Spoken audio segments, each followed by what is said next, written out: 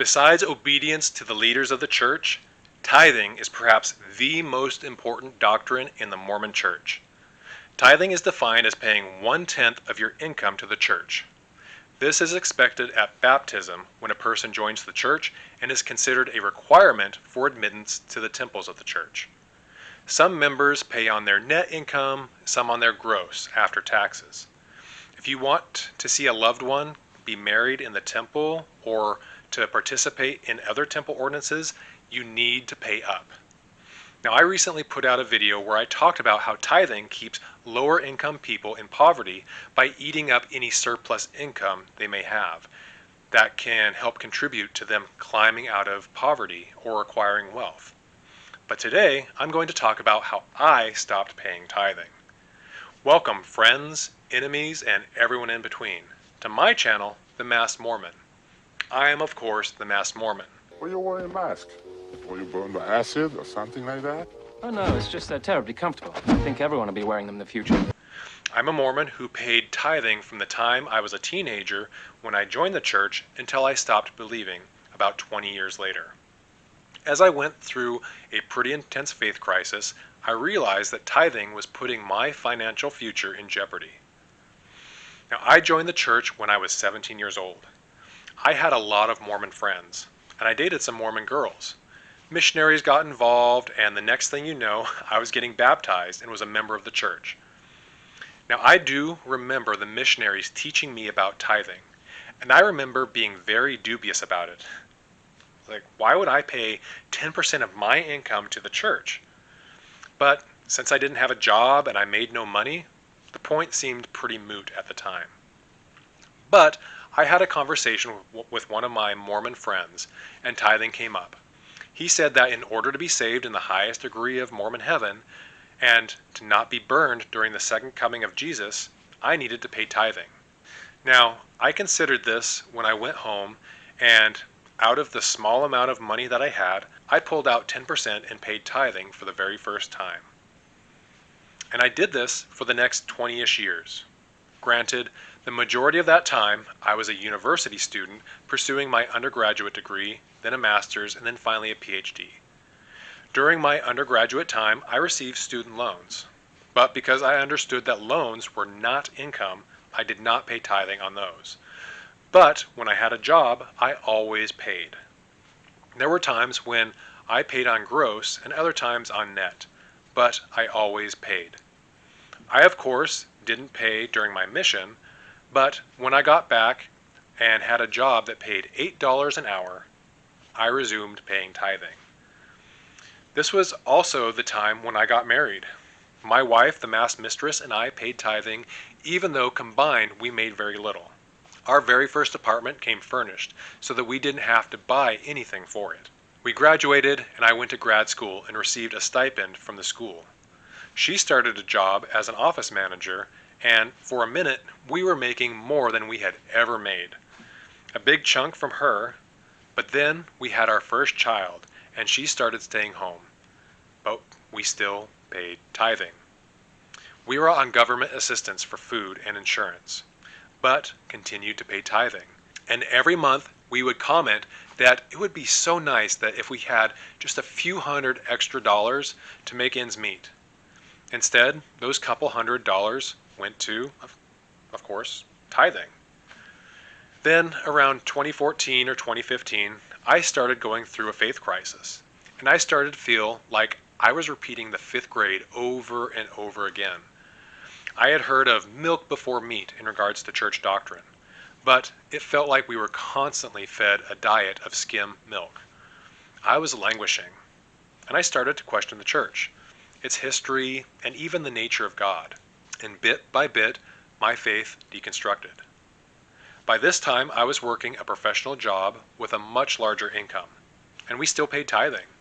The masked mistress didn't yet know much about my faith crisis, but a year or two later, I came upon an article by Rock Waterman entitled, "Are We Paying Too Much Tithing?"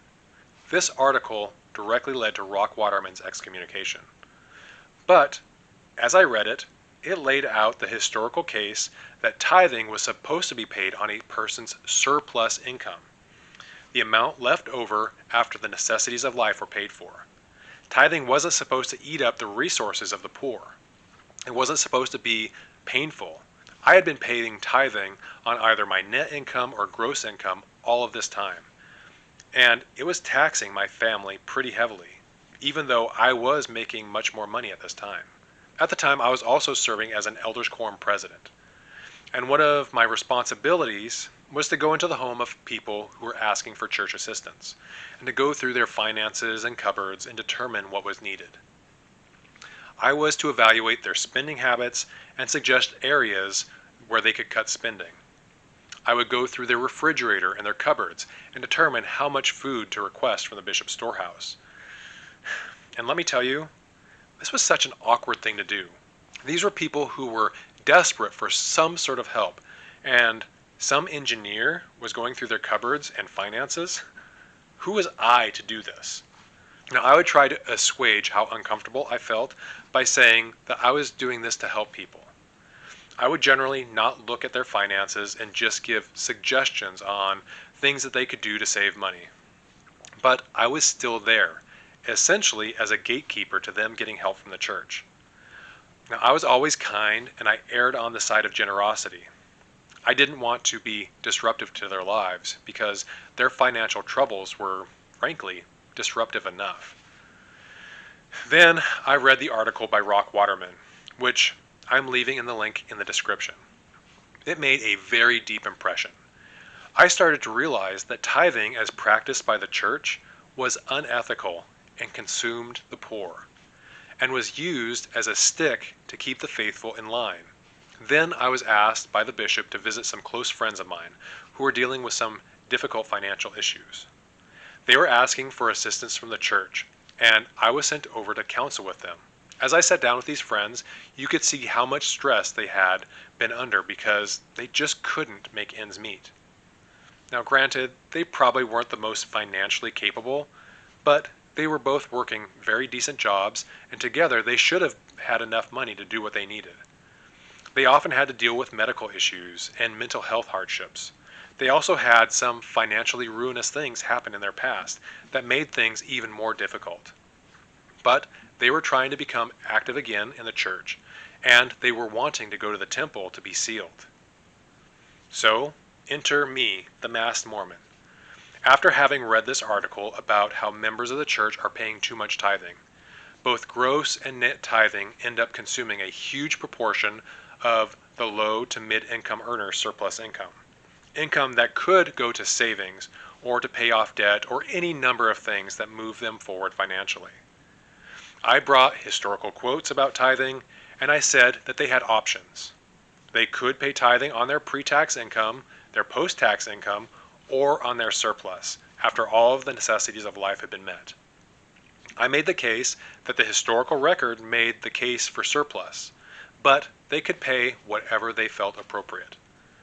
This was between them and God. When the bishop asks if they pay a full tithe, he doesn't go through their finances. All they have to do is say yes and leave it at that. As I described tithing based on surplus, they started to get excited. Tithing was weighing them down, but they realized that after all their needs are met, paying a tithe on what was left over suddenly seemed possible. This was something that they could do. Net and gross tithing were impossibilities for them, as it left them in a hole every month. But surplus tithing was doable. As I left, they felt excited and hopeful for the first time in months. They ultimately returned to activity, and a few months later, the Mass Mistress and I went with them as they went to the temple to be sealed. And a couple of years later, they were able to buy a house of their own. Now, I realized that what I had shared with them could get me excommunicated, and at the very least into a lot of trouble with ecclesiastical leaders. Now, I realized that what I had shared with them could get me excommunicated, or at the very least, released from my calling as an elders quorum president. But I felt good about giving them hope. Now, to my knowledge, they never did share with the bishop that they were paying on surplus, or even who had taught them that. But as I told my wife, the Mass Mistress, the story of these friends, I said that we should pay the same way. I said that Even though the amount would be less, it would be much more deliberate because it would force us to go through our own finances and determine what was a necessity and what wasn't. It would also force us to keep an eye on our own finances. This convinced her, and for a couple of years, we paid tithing in that way. Though this did put us in better financial footing, my faith continued to deconstruct. Eventually, the mass mistress also went through a faith crisis of her own. We continued to go to church, but as non-believers. Eventually, we stopped paying tithing altogether, and then COVID happened. The shutdown corresponded with the height of our angry phase. This gave us the needed distance to deal with that anger. I had paid thousands of dollars to the church, money that I could have saved or invested or otherwise used for my family. That money was more valuable to me than it was to the church. And though I would like to have that money back, I consider it membership dues to a club that I was a part of for a very formative part of my life. But what are your thoughts? How did you deconstruct tithing? Was there any fallout? Let me know down in the comments. And if you like what I do, please press the like button and subscribe, and I'll see you in the next video.